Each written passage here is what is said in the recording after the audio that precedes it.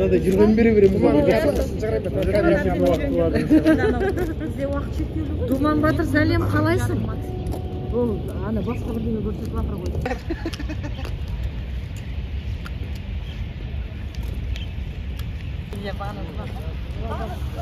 Бүкіл отырған жігіттердің бәрін шығарып, герметті шығарып алсақ, керемет болар еді.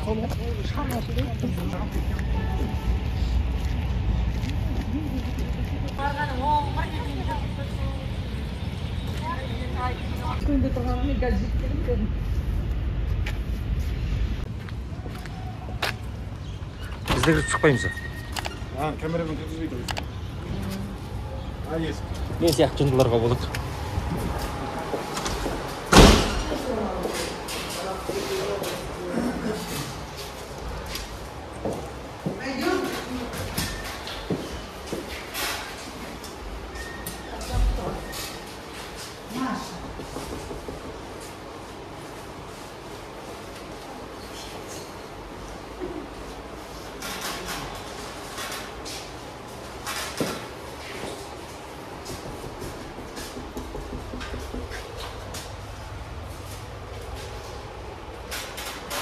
Қайсы жоқ па? Сөйлеместі? Жаңа бізде тергеу сотында сот қаралып еді, осы 2 сағатта өтті. М-сот үй қамаққа ауыстыруға қаулы қазір дайын болады, жібереміз деді. Маған қазір WhatsApp-қа жіберсе, 4-ші окошқа қоямыз деп, 50 теңге атып алу кісілер. 6-тан 9-ға дейін қаралды. Олар ана немен жіберсін, есебеумен жіберсін тоже. Көршістері, соны тезірек жүрсін деп айтамын онда. И сосын маған WhatsApp-пен жіберсе, тоже WhatsApp-пен жіберем, қандай нөмерге жіберсем болады? Жоқ, тоже WhatsApp-пен де жіберетін ғой, 4-ші окошкада қыздың нөмері бар еді, соған жіберетін басқа. Сіздікі, сіз қабылдайсыз ба одан басқа? Только электронный почтамен, канцеляриядан электронный почтамен. Жоқ, ана не бойынша, осы бойынша, осы іс бойынша, электронный почтамен ет. Қосай мақанбай. Жоқ, ол кісі мен салды. Мен электронный почталарыңызға жібереді, үйіңізге, есудомен. Сәлеметсіз бе?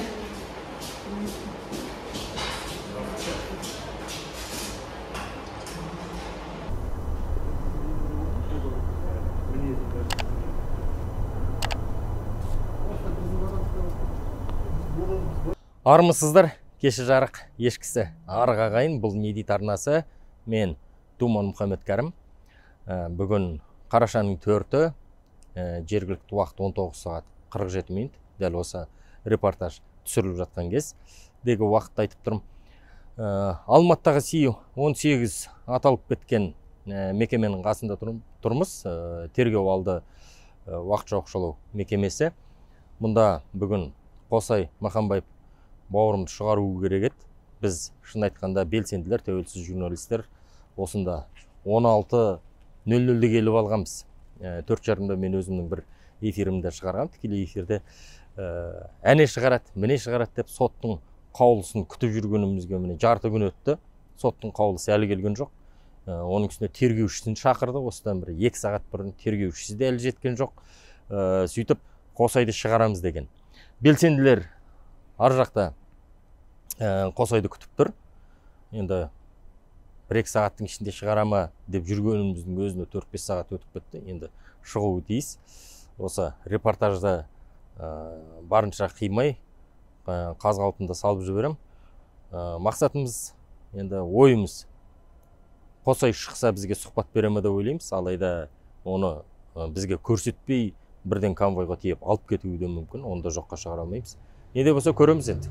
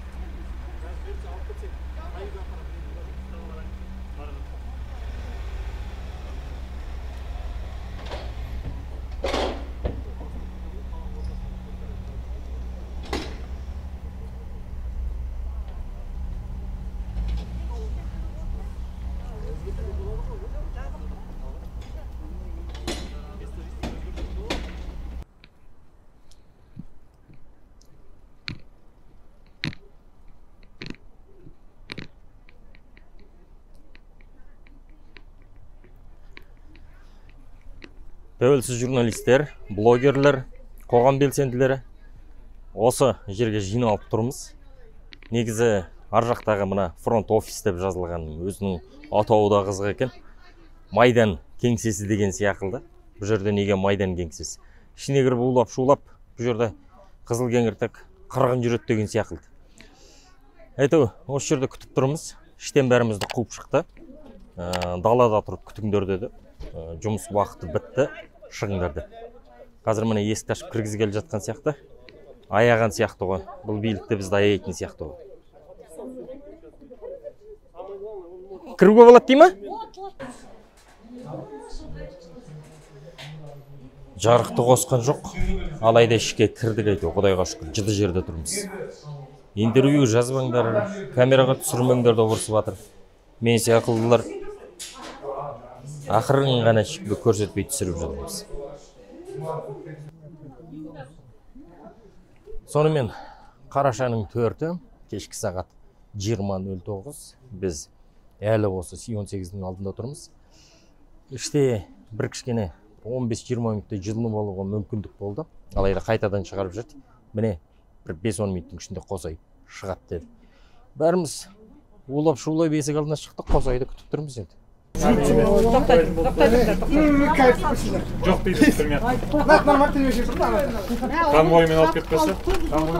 Бізді өтірік алдап шығарып жүрдіңдер. Кешірім сұраймыз. Тергеуші кешігіп жатыр. Қосайда бәрі жақсы, Қосайдың yanında Суықта міне әйел кісілер кірсін. Отырады, тыныш қана отырады. тергеушіні қалай тұрмыз, бәрі жақсы. Ешкімді кіргізбейміз дейді. Түсіп өлсеңдерде.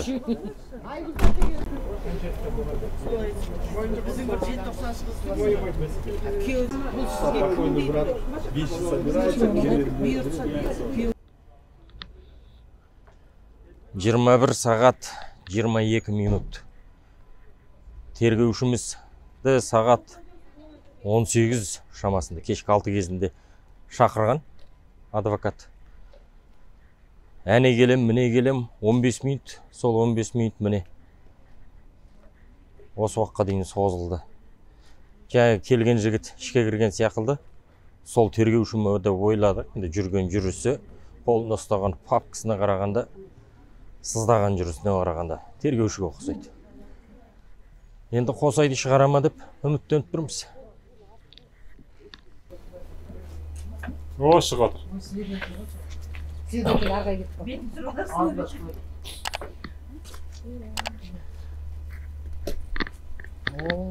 Қосай келеді, Қосай.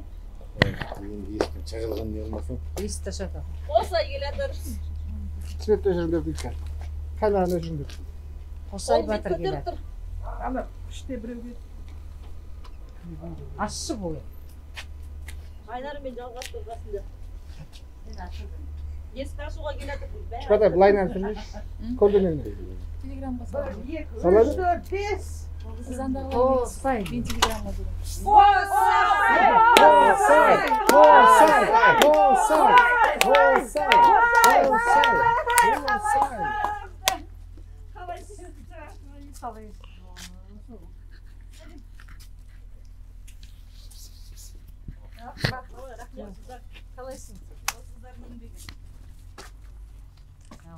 Ал енді Қосай бері жақындайды.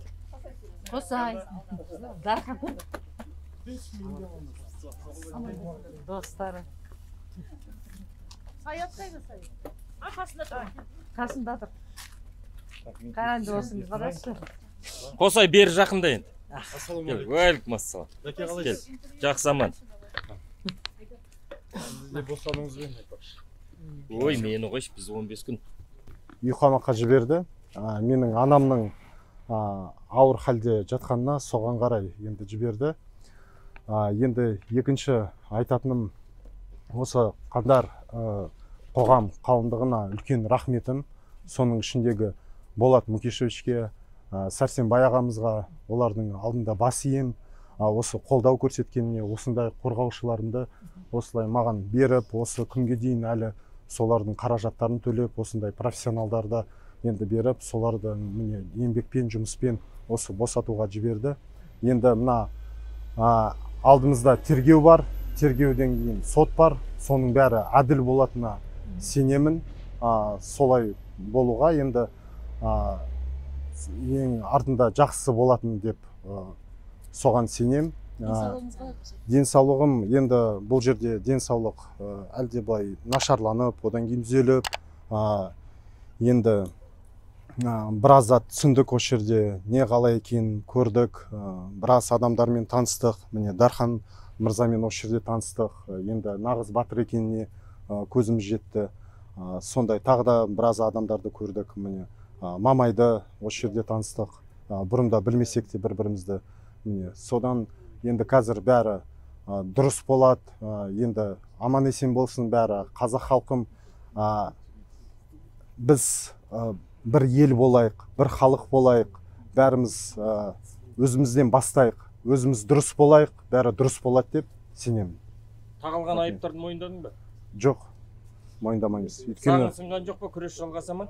Енді сағымыз сынған жоқ, өйткені ештеңе істеген жоқпыз. Біз тек қана өзіміздің халқымызды әділдік іздеп жүрген адамбыз.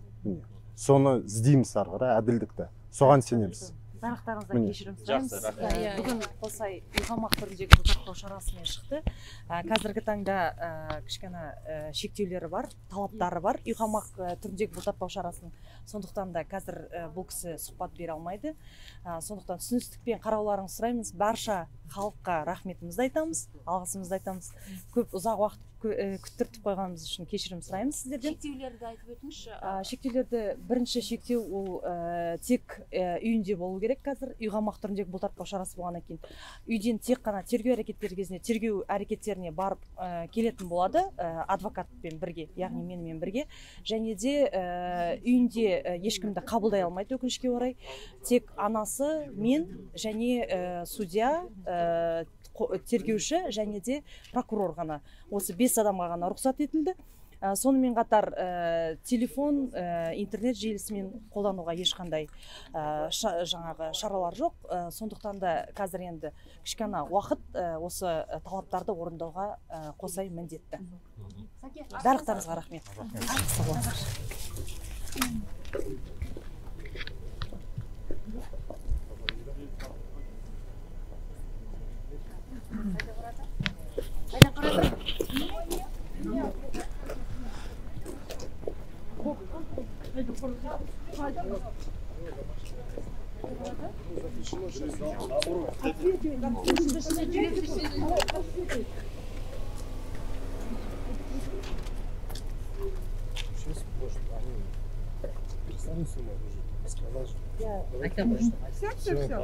Басқа күндері Саламайым қоса.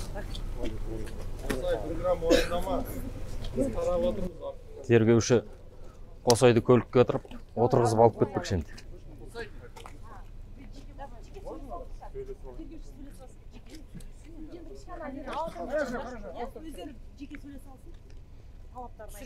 Болды, түсірме. Так, естеу. Түсірмеңдер дейді. Сонымен 21 сағат 40 минут қарашаның 4-і Алматыда Си-18 мекемесінің қасында Қосай батыр осы жаңа ғана шықты. Сағат 4-те 16:00-де осында келгенбіз. Қоғам белсенділері бар, тәуелсіз журналистер бар, белсенділер, блогерлер. Қысқасы тергеушіні ұзақ күттік. Сағат 18:00-де телефон соққан. Алайда осы 9-дан кете әрең келді, Құдай-ау. Ақыры жаңағы шарттарға Қосай қол қойып, аман-есен босап шықты, үйіне бара жатыр, ұйғамаққа. Енді адвокаттың айтуынша Қосай батыр ешкіммен кездесе алмайды, тіпті әлеуметтік желіге шыға алмайды. Әлеуметтік желі түгіл, енді ұялы телефонмен сөйлесе алмайды. Сұхбат аламыз деп үміттенген едік. Осы Си-18-дің ішіндегі жағдай туралы, жалпы қаңтар көтерілісіне қатысқандардың қал жағдайы қалай, соны білеміз бе деп. Өкінішке орай ондай сұхбат өтпейтін болды. Ал бейресми деректерге қарағанда дәл осы уақытта осы Си-18-дің өзінде ғана қаңтар көтерілісі бойынша әртүрлі баптармен, әртүрлі істермен жүзге жуық адам отыр екен. Енді ең негізгілердің бірі ауыр айып тағылғандардың бірі Қалас Нұрпейісов. Қалас Нұрпейісовті де шығарып алуға тырысуымыз керек. Ол енді рақымшылық бола ма, басқасы бола ма, әйтеуір үйғамаққа тұңғырғанда шығарса екен, артынан оның жазықсыз екенін дәлелдей жатармыз. Енді барынша осы төңіректе, осы қаңтар көтерілісі бойынша мына Тоқаевтың заңсыз сайлауы төңірегінде әрқайсымыз өзіміздің пікірімізді білдіріп, ашық түрде, белсенді түрде бойкот жасауымыз керек деп есептеймін. Facebook болсын, Instagram болсын, TikTok болсын, YouTube болсын, әлеуметтік желі арқылы барынша өз пікірлеріңізді жазып отырыңыздар. Шындығына келгенде көбімізді бір сұрақ ойландырады. Ол дәл осы сайлау жақындаған кезде неғып бұл Қасым-Жомарт Тоқаев сонша керемет жомарттық танытып, 1,5 мың азаматты осы қаңтар көтерілісі бойынша рақымшылықпен қоя беріп жатыр.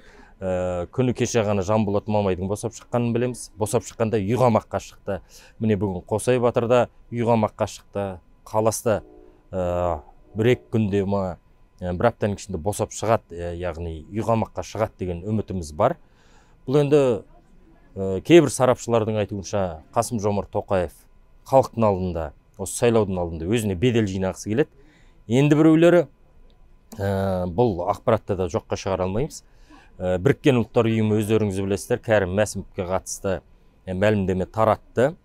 Тағы да жаңағы Қайрат Сатыбалды сияқты азаматтар бар, осы қаңтар бойынша жауапқа тартылып жатқан. Бұл енді билік тарапынан құрбандыққа шалынған 1-2 тұлға деп есептеуіміз керек шығар.